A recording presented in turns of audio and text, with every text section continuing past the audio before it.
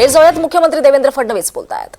समाज को लिए साथ में आगे है बढ़ते जाना, हे आमचं ब्रीद वाक्य आहे। त्याच्यामुळे सगळ्यांना सोबत घेऊन आम्हाला पुढे जायचं आहे। मराठा समाज एक महत्वाचा समाज आहे। या महाराष्ट्राच्या जडणघडणीमध्ये एक मोठं कॉन्ट्रीब्युशन दिलेला हा समाज आहे। त्यामुळे या समाजाचं कल्याण झालंच पाहिजे। पण त्यासोबत आपल्या ज्या 18 पगड जाती आहेत, ज्यांनी स्वराज्यामध्ये छत्रपती शिवाजी महाराजांचे मावळे म्हणून त्या ठिकाणी काम केलेलं आहे, त्यांनीही बलिदान दिलेलं आहे।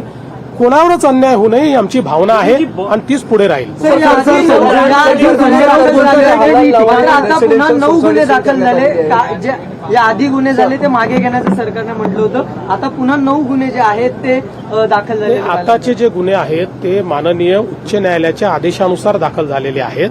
त्यामुळे त्याच्यावर जो काही निर्णय आहे तो उच्च न्यायालयाच्या निदर्शनास आणूनच आम्हाला घ्यावा लागेल।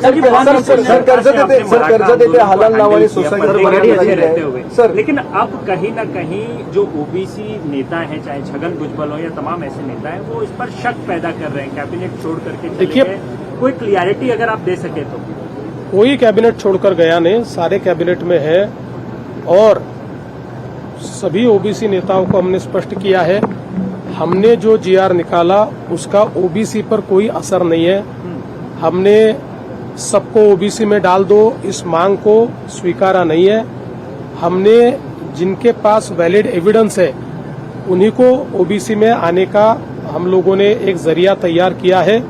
और सबसे बड़ी बात यह है कि राष्ट्रीय ओबीसी महासंघ ने हमारे जीआर को पूरा इंटरप्रेट करने के बाद ये कहा है कि इससे ओबीसी के ऊपर कोई असर होता नहीं है। उन्होंने इसके ऊपर अपनी भूमिका स्पष्ट की है।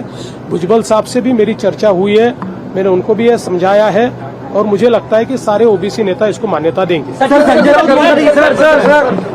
तर ओबीसींच्या आरक्षणावर परिणाम होणार नाही असं आश्वासन मुख्यमंत्री देवेंद्र फडणवीसांनी दिलं आहे। कुणाचं आरक्षण काढून इतरांना आरक्षण देणार नाही असं आश्वासन मुख्यमंत्री देवेंद्र फडणवीसांनी दिलेलं आहे।